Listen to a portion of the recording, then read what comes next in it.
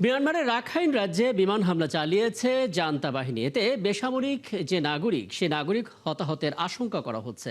রাজ্যের বুথিডং উপজেলায় যুদ্ধ বিমান থেকে শহরের আশপাশের গ্রামগুলোতে ব্যাপক বোমা ফেলেছে সেনারা। মাত্র কয়েক ঘন্টার ব্যবধানে অন্তত 10টি শক্তিশালী বোমা নিক্ষেপ করা হয়েছে বলে জানান বাসিন্দারা। অন্যদিকে বিদ্রোহী গোষ্ঠীগুলো নিজেদের মধ্যকার রক্তক্ষয়ী সংঘর্ষে রক্তাক্ত হয়েছে সাগাইং শহরের মনিওয়া শহর। সমান্তরাল জাতীয় ঐক্য সরকার বা এনইউজির অনুগত পিপলস ডিফেন্স ফোর্স পিডিএফ এবং পিপলস সিকিউরিটি ফোর্স পিএসএফ এর মধ্যে এক রক্তক্ষয়ী সংঘর্ষে কয়েকজন বেসামরিক নাগরিক হতাহতের খবর মিলেছে। স্থানীয় পিএসএফ ক্যাম্পগুলোতে পিডিএফ এর আকস্মিক অভিযানের পরই এই সংঘাতের সূত্রপাত। এমন চতুর্মুখী সহিংসতা ও জান্তা সরকারের বাধ্যতামূলক সামরিক নিয়োগ আইন থেকে বাঁচতে দলে দলে দেশ ছাড়ছেন মিয়ানমারের নাগরিকরা।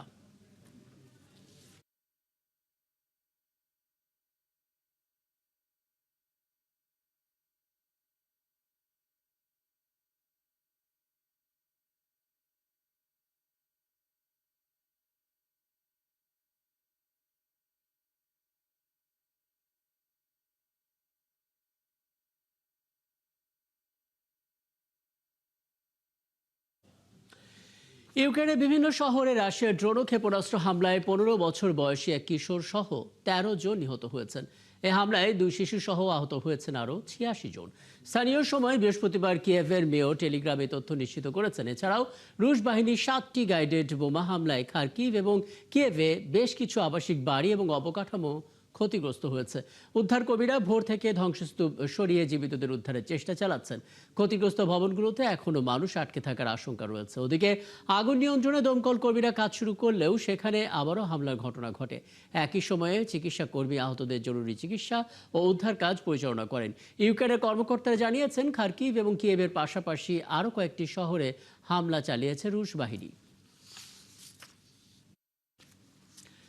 ভেনেজুয়েলায় জোড়া ভূমিকম্পের এক সপ্তাহ পেরিয়ে গেলেও ধ্বংসস্তূপের নিচে আটকে পড়াদের উদ্ধারে এখনও চেষ্টা চালিয়ে যাচ্ছেন উদ্ধারকর্মীরা। তবে সময় যত গড়াচ্ছে জীবিত কাউকে খুঁজে পাওয়ার আশা ততই ক্ষীণ হয়ে আসছে।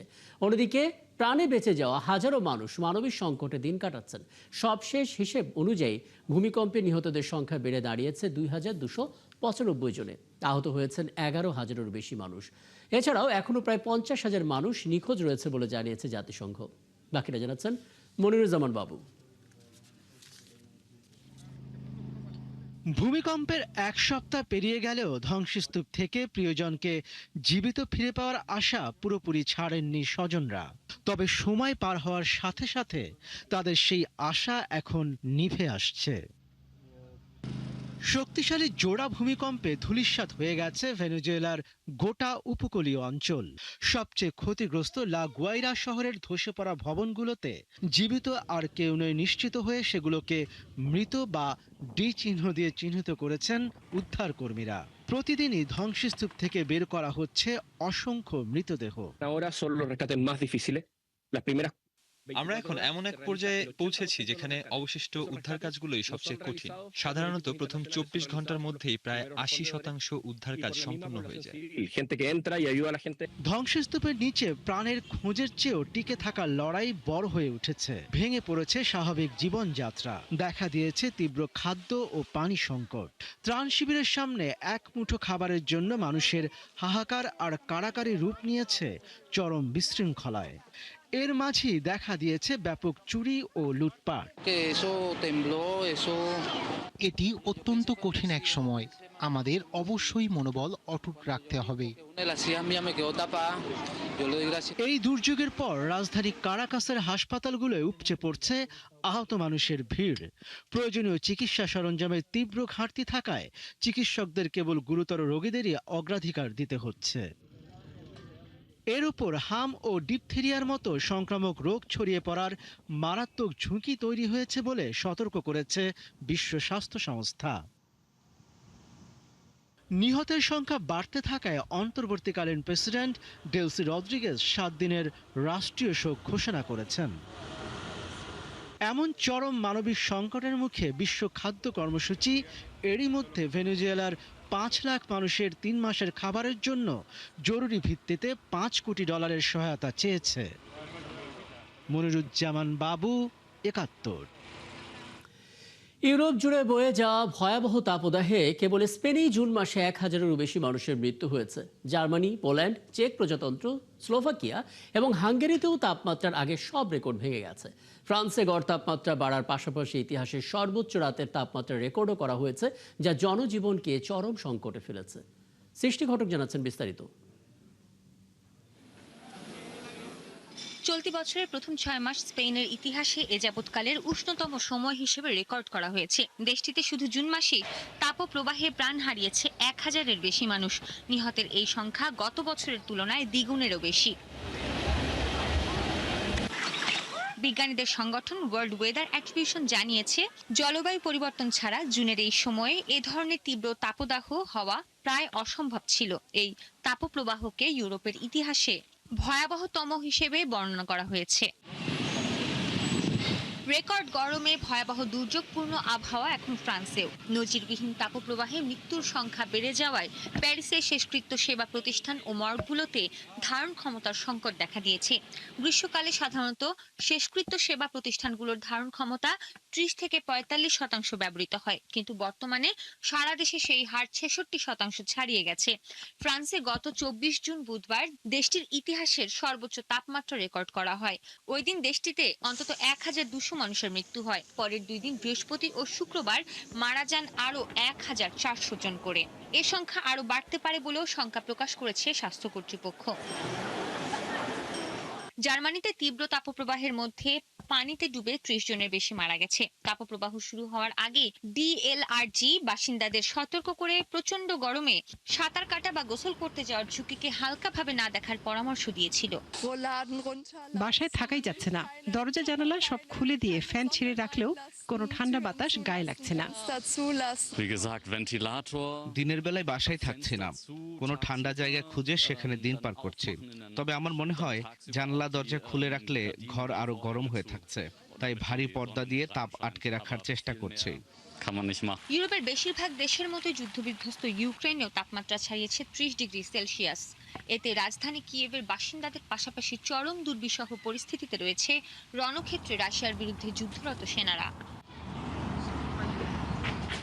এদিকে ইউরোপের পাশাপাশি কানাডা ও যুক্তরাষ্ট্রের কলোরাডো, মিসৌরি সহ বিভিন্ন অঙ্গরাজ্য ও যুক্তরাজ্যের বিভিন্ন জায়গাতেও তাপপ্রবাহ মারাত্মক রূপ ধারণ করেছে। বিভিন্ন জায়গায় জারি রয়েছে জরুরি স্বাস্থ্য সতর্কতা। সৃষ্টি ঘটক, 71। ওদিকে ভয়াবহ দাবানলে পুড়ছে যুক্তরাষ্ট্রের কলোরাডো অঙ্গরাজ্যের বনাঞ্চল। কলোরাডো এবং ইউটা সীমান্তে দাবানল নেভাতে গিয়ে অন্তত 3 ফায়ার ফাইটারের মৃত্যু হয়েছে, আহত হয়েছেন আরও অন্তত 2 জন। অঙ্গরাজ্যটিতে জাতীয় দুর্যোগ ঘোষণা দিয়ে সেখানে ন্যাশনাল গার্ড মোতায়েন করেছে স্থানীয় গভর্নর। ওই অঙ্গরাজ্যে এখন পর্যন্ত প্রায় 28,000 একর জায়গা পুড়ে গেছে বলে জানিয়েছে কর্তৃপক্ষ। ঝুঁকিপূর্ণ এলাকা থেকে 12 জনকে নিরাপদে সরিয়ে নিচ্ছে জরুরি সহায়তাকারী দলের সদস্যরা। স্পেনের আরগন রাজ্যে দাবানলে পুড়ে গেছে 2002 হেক্টরের বেশি জায়গা। আগুন নিয়ন্ত্রণে 40টি অগ্নি নির্বাপন গাড়ি নিয়ে কাজ করছে শতাধিক দমকল কর্মী। একই চিত্র তুরস্কেও, সেখানে ভয়াবহ দাবানল নেভানোর চেষ্টা করছে জরুরি সহায়তা কর্মীরা। এর পাশাপাশি ইউক্রেন এবং ক্রোয়েশিয়াতেও তীব্র গরমের কারণে দাবানল শুরু হয়েছে। ভারী বৃষ্টিতে ভারতের বিভিন্ন প্রদেশে আবার দেখা দিয়েছে বন্যা। এরই মধ্যে বৃষ্টির কারণে দেয়াল ধসে মারা গেছে 5 জন। বন্যার পানিতে তলিয়ে আছে চীনের বিভিন্ন প্রদেশও। বাসিন্দাদের নিরাপদ আশ্রয়ে সরিয়ে নিতে চলছে উদ্ধার তৎপরতা। ওদিকে পশ্চিম আফ্রিকার দেশ ঘানায় বন্যায় 12 জনের প্রাণহানি হয়েছে। শারমিন স্বপ্নার প্রতিবেদনে বিস্তারিত। ভারী বৃষ্টিতে ভারতের বিভিন্ন প্রদেশে দেখা দিয়েছে বন্যা। বন্যায় বিপর্যস্ত অরুণাচল প্রদেশ, একই অবস্থা আসামেও। আসামে টানা বৃষ্টিতে নদীর তীব্র স্রোতে একটি রেল সেতুর অংশ ভেঙে পড়ে। এতে গুরুত্বপূর্ণ কয়েকটি জেলার মধ্যে রেল যোগাযোগ ব্যাহত হয়। অন্যদিকে পশ্চিম ও দক্ষিণ ভারতে বৃষ্টিতে দেয়াল ধসে পড়ার 2টি পৃথক ঘটনায় অন্তত 5 জন নিহত হয়েছে। গুজরাটের ভারত শহরে একটি নির্মাণাধীন ভবনের দেয়াল একটি বাড়ির উপর ধসে পড়লে 2 জন মারা যায়। এছাড়া দক্ষিণাঞ্চলীয় শহর ম্যাঙ্গালুরুতে একটি সীমানা প্রাচীর কয়েকটি বাড়ির উপর ধসে পড়লে শিশুসহ আরও 3 জন নিহত হয়। গেল কয়েকদিন ধরে বন্যায় বিপর্যস্ত চীন। পানিতে তলিয়ে গুয়াংজু, হিউনান, হুবেই সহ বিভিন্ন প্রদেশ। পানিবন্দী বাসিন্দাদের নিরাপদ স্থানে সরিয়ে নিতে কাজ করছে উদ্ধারকর্মীরা। অন্যদিকে পশ্চিম আফ্রিকার ঘানা ও আইভরি কোস্টেও টানা বর্ষণে ভয়াবহ বন্যা দেখা দিয়েছে। ঘানার রাজধানী আকরায় ঘরবাড়ি ও সড়ক তলিয়ে গেছে। বন্যায় বেশ কয়েকজনের প্রাণহানিও হয়েছে। উদ্ধার করা হয়েছে 4 শতাধিক মানুষকে। জলবায়ু পরিবর্তনের বিরূপ প্রভাবের পাশাপাশি অবৈধ স্থাপনা ও জলপ্রবাহের পথ দখলও বন্যার কারণ বলে স্বীকার করেছে দেশটির সরকার। শারমিন স্বপ্না, ৭১। দোহায় কাতার ও পাকিস্তানের মধ্যস্থতায় শেষ হয়েছে যুক্তরাষ্ট্র ইরান প্রথম দফার পরোক্ষ কারিগরি আলোচনা। চুক্তি লঙ্ঘনে ঘটনা তদারকিতে দ্রুত একটি যোগাযোগ মাধ্যম চালুর বিষয়ে একমত হয়েছে দুই পক্ষই। বৈঠক শেষে ইরানের প্রতিনিধি দলের প্রধান এবং দেশটির উপপররাষ্ট্রমন্ত্রী কাজেম ঘারিরাবাদী জানিয়েছেন, পূর্ব নির্ধারিত সমঝোতা স্মারকে কোনো রকম লঙ্ঘন বা এর বাস্তবায়নের অগ্রগতি নিয়ে সরাসরি আলোচনার জন্য ওয়াশিংটন ও তেহরানের মধ্যে একটি বিশেষ যোগাযোগ চ্যানেল চালু করা হবে। এর ফলে যে কোনো জরুরি পরিস্থিতি বা ভুল বোঝাবুঝি এড়ানো সম্ভব হবে। এছাড়া কাতারে আটকে থাকা ইরানের $6 বিলিয়ন একটি অংশ দিয়ে তেহরানের প্রয়োজনীয় পণ্য কেনার বিষয়েও অগ্রগতি হয়েছে। ওদিকে বৈঠকের বিষয়ে মার্কিন প্রেসিডেন্ট ডোনাল্ড ট্রাম্প দাবি করেছেন, ইরানের পরমাণু নিরস্ত্রীকরণ প্রক্রিয়া বেশ ভালোভাবে এগোচ্ছে এবং দোহার আলোচনা অত্যন্ত ফলপ্রসূ হয়েছে। ইরানের সর্বোচ্চ নেতা আয়াতুল্লাহ আলী খামেনির জানাজা এবং দাফনকে কেন্দ্র করে ফ্লাইট নিয়ন্ত্রণের ঘোষণা দিয়েছে ইরানের বেসামরিক বিমান চলাচল সংস্থা। সংস্থার প্রধান আবুজার শিরুডি জানিয়েছেন, মেহরাবাদ বিমানবন্দর শুক্রবার সকাল থেকে সম্পূর্ণভাবে বন্ধ থাকবে। এছাড়া সোমবার জানাজার দিন তেহরানের 2টি প্রধান বিমানবন্দর থেকে কোনো ফ্লাইট পরিচালিত হবে না। তবে এই নিষেধাজ্ঞার আওতায় কূটনৈতিক এবং রাজনৈতিক ফ্লাইট অন্তর্ভুক্ত থাকবে না এবং ওই দিন ইমাম খোমেনি বিমানবন্দর সাধারণ মানুষের জন্য খোলা থাকবে বলে জানান তিনি। 4 থেকে 8 জুলাইয়ের মধ্যে তেহরান, কুম এবং মাশহাদে খামেনির জানাজা ও দাফন সম্পন্ন হওয়ার কথা রয়েছে। ইরাকের বাগদাদ, কাজবিন, কারবালা এবং নাজাব শহরেও আনুষ্ঠানিকতা হবে। গেল 28 ফেব্রুয়ারি যুক্তরাষ্ট্র এবং ইসরায়েলে হামলায় আয়াতুল্লাহ আলী খামেনি নিহত হন। এরই মধ্যে 90টিরও বেশি দেশের প্রতিনিধি, ধর্মীয় নেতা এবং গবেষক এই আয়োজনে অংশ নেয়ার আগ্রহ প্রকাশ করেছেন। জেরুজালেমে একটি স্থায়ী এবং নতুন দূতাবাস ভবন নির্মাণের লক্ষ্যে ইসরায়েলের সাথে সই করেছে যুক্তরাষ্ট্র। দক্ষিণ জেরুজালেমের অ্যালনবি কমপ্লেক্সে স্থায়ী দূতাবাস ভবনটি নির্মাণ করা হবে। স্থানীয় সময় বুধবার চুক্তি সই অনুষ্ঠানে আয়োজন করা হয় ইসরায়েলের পররাষ্ট্র মন্ত্রণালয়ে। ওই মন্ত্রণালয়ে আয়োজিত এই আনুষ্ঠানিক স্বাক্ষর অনুষ্ঠানে ইসরায়েলের পররাষ্ট্রমন্ত্রী গিডিনয় সাআর, ইসরায়েলে নিযুক্ত মার্কিন রাষ্ট্রদূত মাইক হাকাবি এবং জেরুজালেমের মেয়র মোশে লিওন উপস্থিত ছিলেন। চুক্তি স্বাক্ষর অনুষ্ঠানে ইসরায়েলে নিযুক্ত মার্কিন রাষ্ট্রদূত মাইক হাকাবি বলেন, ওয়াশিংটন জেরুজালেমকে ইহুদি জনগণের চিরন্তন রাজধানী হিসেবে স্বীকৃতি দেয়। তিনি বলেছেন, যুক্তরাষ্ট্র জেরুজালেমের মাটিতে মার্কিন পতাকা ওড়াতে যাচ্ছে, আর এর মাধ্যমে এটি হবে যুক্তরাষ্ট্রের একটি স্থায়ী এবং সম্পূর্ণ নতুন দূতাবাস ভবন। শিক্ষামন্ত্রী ধর্মেন্দ্র প্রধানের পদত্যাগের দাবিতে তীব্র গরমের মধ্যেও ভারতে অব্যাহত রয়েছে ককরোচ জনতা পার্টির আন্দোলন। জেনজিদের এই আন্দোলনে সংহতি জানাচ্ছেন একের পর এক বিরোধী দলের নেতারা। প্রায় 2 সপ্তাহ ধরে দিল্লির যন্তর মন্তরে অবস্থান করছেন শত শত শিক্ষার্থী, তরুণ পেশাজীবী আর আন্দোলনকারীরা। পুলিশি ব্যারিকেড আর কড়া নিরাপত্তার মধ্যেও চলছে স্লোগান, বক্তব্য আর প্রতিবাদ। মন্ত্রীর পদত্যাগ সহ প্রশ্ন ফাঁস ঠেকাতে স্বাধীন তদারকি, স্বচ্ছ পরীক্ষা ব্যবস্থা এবং শিক্ষা খাতে দীর্ঘমেয়াদী সংস্কার নিশ্চিত করার দাবিতে এই অনশন শুরু করেছেন অনেক আন্দোলনকারী। আন্দোলনে সমর্থন দিয়েছেন পরিবেশবাদী এবং শিক্ষাবিদ সোনম ওয়াংচুক। শিক্ষার্থীদের দাবির প্রতি সংহতি জানিয়ে তিনি অনশন চালিয়ে যাচ্ছেন। তৃণমূল কংগ্রেসের সাগরিকা ঘোষ, আম আদমি পার্টির অরবিন্দ কেজরিওয়াল, সমাজবাদী পার্টির অখিলেশ যাদব, সিপিআই এবং সিপিএম সহ কয়েকটি বিরোধী দল আন্দোলনের প্রতি সমর্থন জানিয়েছে। তবে বিজেপি সিজেপিকে নতুন ভাইরাস এবং তেলাপোকার মতো দল বলেই কটাক্ষ করে আসছে।